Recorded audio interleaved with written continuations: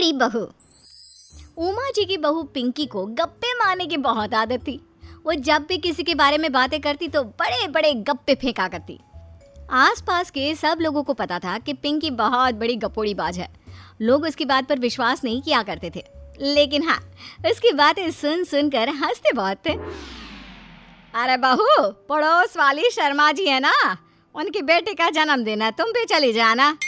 ठीक है मम्मी जी, ये तो बता दो गिफ्ट में लेकर क्या जाना है?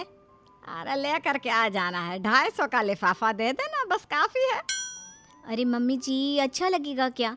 पड़ोसी हैं हमारे, हमें कुछ बड़ा लेकर जाना चाहिए। अरे बहू, इतना काफी है। जानती हैं आप, मेरे मायके में जब पड़ोस में किसी की बर्थडे होती थी ना, तो मम्मी कुछ ना कुछ गोल्ड का ही देकर भेजती थी। पड़ोसी के बर्थडे में सोना? कैसी बातें करती हो। और नहीं तो क्या, आपकी तरह थोड़ी ना लिफाफा पकड़ा दिया। पिंकी शर्मा जी की बेटी के जन्मदिन में चली जाती है। अरे आज तो बड़ी सुंदर लग रही हो साड़ी में। जी मैं तो लहंगा पहनकर आने वाली थी, मम्मी जी नहीं मानी। अरे बेटा, बर्थडे पार्टी में तो साड़ी चल जाती है, मेरा मतलब कोई शादी थोड़ी ना है। कैसी बात कर रही हैं आप आंटी जी? मेरे मायके में तो छोटे छोटे फंक्शन भी हम लोग लहंगा बनवाते थे बुटीक से, डिज़ाइन करवाकर। चाहे पड़ोस में किसी का जन्मदिन हो, मेरी मम्मी हमेशा बुटीक से नया लहंगा डिज़ाइन करवाती थी। मैंने तो ऐसा कहीं नहीं देखा, ये तो तुमने आज बड़े कमाल की बात बताई। अरे जाने दीजिए, कोई बात नहीं। और बताइए, आपकी बेटी नज़र नहीं आ रही? अरे भाभी, मैं यहाँ हूँ, ये देखिए मेरा ड्रेस कैसा लग रहा है? ठीक ही है, मतलब बर्थडे के हिसाब से थोड़ा हल्का है ना। अरे भाभी, इतना सुंदर गाउन पहना है मैंने। मैं ना शादी से पहले अपने बर्थडे पर हमेशा जरी वाला लहंगा पहना करती थी, यही मैं तुम्हारी मम्मी को भी बता रही थी। इसके बाद केक काटने का प्रोग्राम शुरू होता है। सब लोग इकट्ठे हो जाते हैं। शर्मा जी की बेटी का केक देखकर पिंकी से रहा नहीं जाता। उसके अंदर का गपोड़ी बाज बाहर निकल कर आ जाता है। अरे इतना छोटा सा केक! अरे बेटा, मेहमानों के हिसाब से ही है, जितने लोग इतना बड़ा केक।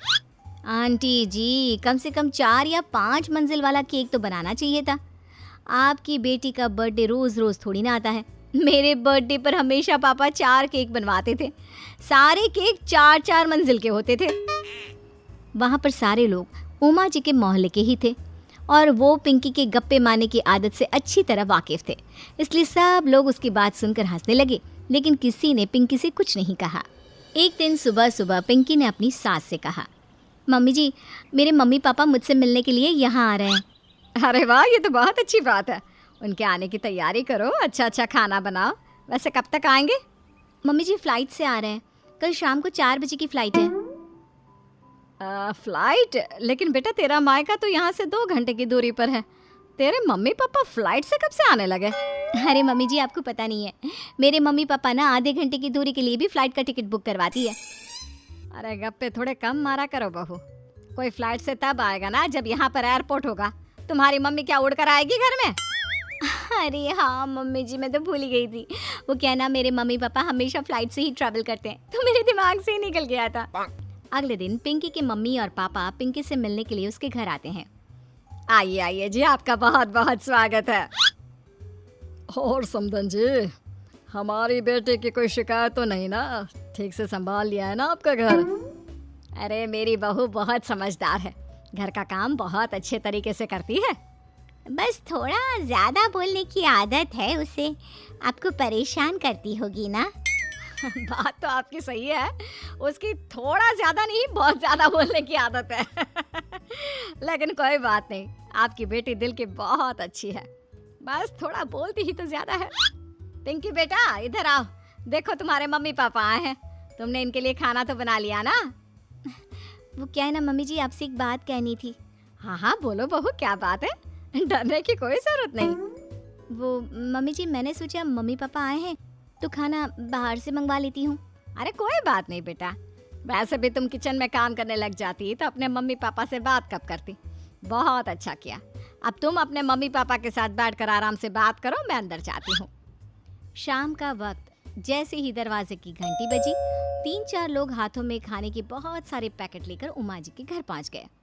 अरे भाई, कौन है आप लोग? लगता है गलत पते पर आ गए। नहीं नहीं माँ जी, हम तो खाने का ऑर्डर डिलीवर करने आए हैं, यहीं से बुकिंग मिली थी। अरे नहीं नहीं, आपको कोई गलत फहमी हुई है। हमारे यहाँ तो 2 ही मेहमान आए हैं। आपके हाथ के पैकेट देखकर लगता है इसमें 50 लोगों का खाना है। माँ जी, आपने सही समझा। खाना तो इसमें 50 लोगों का ही है, क्योंकि हमें ऑर्डर यहीं से 50 लोगों का मिला है। अरे लेकिन इतना सारा खाना, कहीं मेरी बहू ने अपनी गप मारने की आदत के चलते ऐसा तो नहीं कर दिया? ये खाना आप रख लीजिए और हमें हमारे पैसे दे दीजिए। अच्छा, वैसे कितने का बिल बना है? ज्यादा नहीं, बस 10,000 दे दीजिए। उन लोगों की बात सुनकर उमा जी पिंकी को आवाज देकर वहाँ बुलाती है। जैसे ही पिंकी वहाँ आती है, खुश होते हुए उन लोगों को वहाँ पर खाना रखने के लिए कहती है। अरे इतना सारा खाना क्यों मंगवाया बहू? अरे मम्मी जी, मैंने आपको बताया तो था, मम्मी पापा आए हैं तो मैं खाना बाहर से मंगवा रही हूँ। ये बात सही है बेटा, लेकिन 2 लोगों के लिए 50 लोगों का खाना? अरे मम्मी जी, कुछ कम पड़ जाए तो अच्छा थोड़ी ना लगता है, और मेरे मायके में तो ऐसा ही होता है, एक्स्ट्रा खाना मंगवाते हैं हम लोग। तभी पिंकी के मम्मी और पापा वहाँ पर आते हैं। अरे बेटा, एक्स्ट्रा खाना मंगवाने का मतलब ये थोड़ी ना होता है कि 2 लोगों के खाने के लिए 50 लोगों का खाना मंगवा लो। और बेटा, तुम्हारी गप मारने की आदत के चलते 10,000 का बिल आया है। तुम्हें नहीं लगता ये गलत है? देखो बहू, बढ़ा चढ़ाकर बातें करना अपनी जगह, लेकिन इतनी बड़ी बड़ी फेंकना भी गलत है ना। पहली बात तो इतने सारे पैसे लगे, और दूसरी बात खाना वेस्ट होगा। आप लोग ठीक कहते हैं। मैं आज के बाद अपनी इस आदत को कंट्रोल करने की कोशिश करूंगी, और अब से गप थोड़ी कम मारा करूंगी। पिंकी की बात सुनकर सब लोग हंसने लगे।